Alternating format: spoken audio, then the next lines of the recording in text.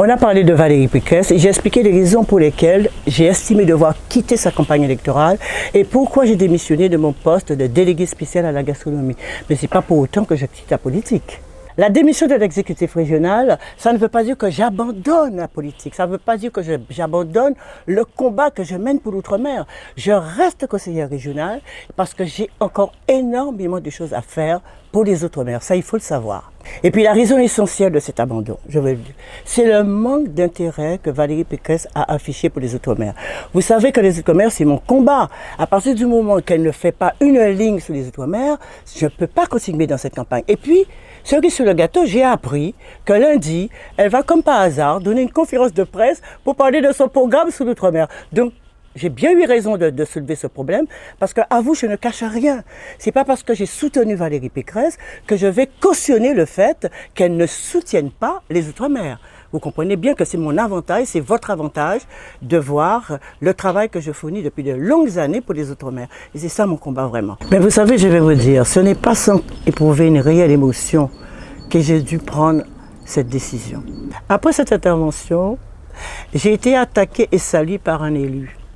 Des propos mensongers ont été tenus à mon endroit et pour vous rassurer, j'ai saisi mon avocat pour donner une suite à cette affaire. Aujourd'hui, je prends la parole pour vous apporter des réponses.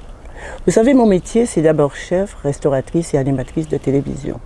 Si je suis rentrée en politique, c'est pour faire des choses. C'est pas pour enfiler des perles, c'est pour faire des choses. Et je vous dirai ce que je vais faire. Ce qui compte pour moi, c'est les Outre-mer. Parce que les Outre-mer, c'est le combat de ma vie et vous le savez.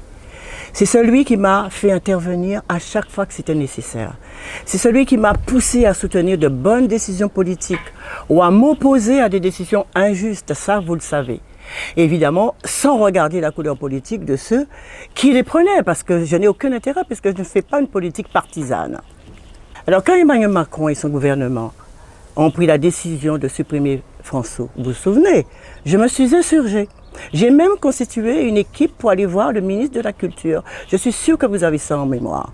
Mais quand ils ont pris de bonnes décisions, notamment avec le ministre Sébastien Lecornu, alors j'ai salué cette décision parce que c'était dans l'intérêt des Outre-mer.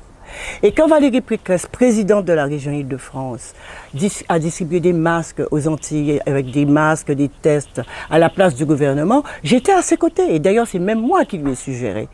Mais quand la candidate à la présidentielle que je soutenais a oublié que les Outre-mer existaient, quand elle a oublié de faire une ligne dans son programme pour les Outre-mer, moi j'étais très à l'aise pour le dénoncer. Donc vous voyez, c'est pas une question de politique, c'est pas une question de personne, c'est une question que mon combat, c'est les Outre-mer et il faut qu'on tienne compte de cela dans un programme à la présidentielle et point, c'est tout.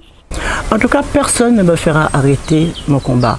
Je continuerai ainsi parce qu'il y va de l'intérêt des ultramarins, l'intérêt de nos terres, de nos cultures, de nos concitoyens qui vivent là-bas. Pour moi, c'est le plus important que des petits calculs politiques qui n'ont aucun sens. D'ailleurs, je suis très fière d'avoir réussi à créer le parcours de la gastronomie en Île-de-France qui met en valeur notre patrimoine gastronomique français. Sur les 6 sites emblématiques que j'ai créés, il y a un site qui se trouve à Place de la Concorde, l'hôtel de la Marine. Et dans ce site, très prochainement, on aura une école prestigieuse de cuisine créole. D'ailleurs, c'est la première fois en France et peut-être dans le monde qu'on aura une cuisine axée sur la cuisine créole. Ça permettra aux jeunes de l'Hexagone d'apprendre aussi à cuisiner des produits de ces régions de l'outre-mer parce que pour moi j'estime que ce sont des produits issus de l'agriculture française. J'ai fait encore la fête des restos, la fête des seniors, la fête des enfants. Mais vous savez, pendant la pandémie, j'ai beaucoup aidé les restaurateurs. Il y en a plein d'ailleurs qui m'envoient des lettres de remerciement parce que j'ai alerté Valérie sur ce métier qu'elle ne connaissait pas puisque la restauration c'est un métier qui est difficile. Il y a aussi des intermittents des spectacles qui étaient sans boulot. Donc on a avec la région apporté des aides justement à ces restaurateurs, à ces intermittents de la restauration, ce qui fait qu'ils ont gardé leur métier et en plus il y a le gouvernement qui a donné quand même des primes et là on a pu sortir la tête de l'eau grâce à tout ça. Et puis moi je vais continuer à œuvrer pour les Outre-mer. J'ai accepté à la demande du ministre, M. Sébastien Lecornu, de faire une mission sur les cuisines des Outre-mer et j'ai trouvé ça excellent. Et d'ailleurs, je lui en suis très reconnaissante. Certains disent que je ne devais pas accepter cette mission. Mais non. Pour une fois qu'un ministre s'intéresse à l'outre-mer, pourquoi je vais ne pas accepter cette mission? Pourquoi? Il fallait refuser? Eh bien non. Bien au contraire. Il fallait faire cette mission. Je ne pouvais pas refuser cette mission. Cette mission, c'était une chance pour nous tous. C'est la possibilité enfin de dire que nous existons, voilà ce qui existe chez nous, voilà notre savoir-faire et nos traditions, voilà nos forces, voilà aussi nos faiblesses et nos besoins. C'est ça le but de cette mission. Je l'ai fait, j'ai rencontré des centaines de personnes, j'ai lu, j'ai étudié, j'ai écouté, j'ai écrit ce rapport et je peux vous dire que je l'ai écrit seul, avec mes tripes. Je suis fier, je peux vous assurer, parce que ce travail de recensement, personne ne l'avait fait avant. Maintenant, vous savez, ce travail existe. Il est maintenant entre les mains du ministre.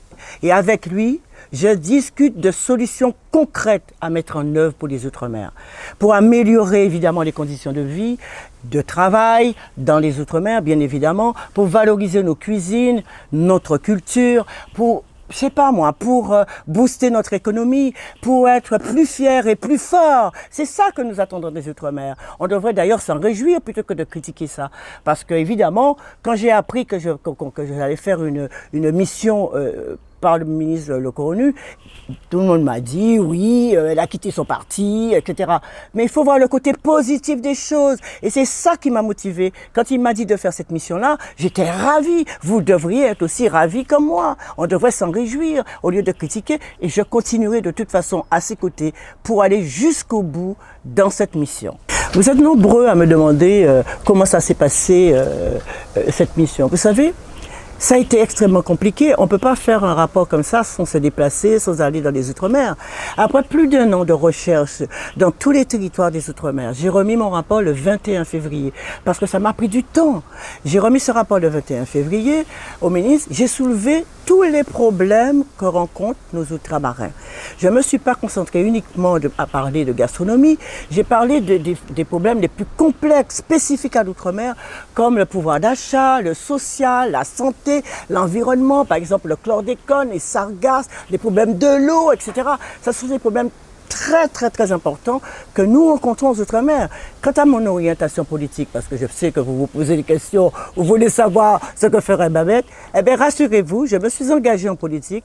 Ce n'est pas pour avoir un titre, ce n'est pas pour me mettre en avant. Je me suis engagée pour œuvrer et pour faire des actions positives, pour être utile, tout simplement par conviction pour mon combat, qui est le seul que je défends, l'outre-mer. Et puis évidemment, ce qui compte pour moi, c'est la France, celle des Outre-mer comme celle de la métropole. Nous faisons face à des défis énormes. La guerre est en retour en Europe, vous l'avez vu. L'avenir de notre protection sociale, le pouvoir d'achat avec l'augmentation des prix, tout ça c'est en jeu. D'ailleurs, hier j'ai fait de l'essence, j'ai été étonné par le prix du plein qui a augmenté, vous ne pouvez même pas savoir. On peut et on doit débattre bien sûr. C'est la démocratie, mais on ne peut pas dire et faire n'importe quoi. Il faut être à la hauteur des enjeux. C'est aussi ça que j'ai voulu dire il y a 2 semaines quand j'ai pris la parole sur CNews. C'est aussi ça parce que nos candidats et nos équipes doivent être au niveau, parce qu'il s'agit d'une élection présidentielle. Je n'ai pas été toujours tendre, quoi que vous pensez, avec Emmanuel Macron. J'ai exprimé des désaccords. Je me suis opposé. Lorsqu'il a décidé de supprimer Fonso, je me suis insurgé. J'ai créé un collectif pour aller voir le ministre de la Culture pour justement protéger Fonso. Parce que même les députés et puis l'élu en question, ils avaient tout fait pour déglinguer Fonso. J'ai tout fait pour qu'on garde Fonso. Je pense que vous avez ça en mémoire, je suis sûr. Mais vous savez, je n'ai pas toujours été tendre avec Emmanuel Macron.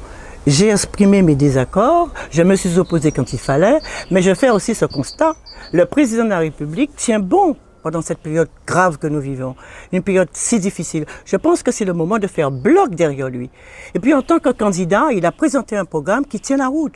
Mais évidemment, je n'impose rien à personne, que chacun vive maintenant sa campagne, que chacun prenne sa décision, débatte, chacun vote en son âme et conscience, comme je le ferai moi-même. Mais en attendant, je poursuis mon chemin, mes activités professionnelles également. Je ne lâche rien, ni de mes engagements, ni de ma liberté de parole, parce que vous savez, je n'ai pas peur de dire ce que je pense, mais avec toujours la même sincérité, avec toujours le même amour pour la France et les Outre-mer. Alors, vous pouvez compter sur moi, parce que moi, je suis une femme libre de mes choix, je suis libre de mes prises de parole, et je serai toujours là avec vous. Ça, vous pouvez compter sur moi.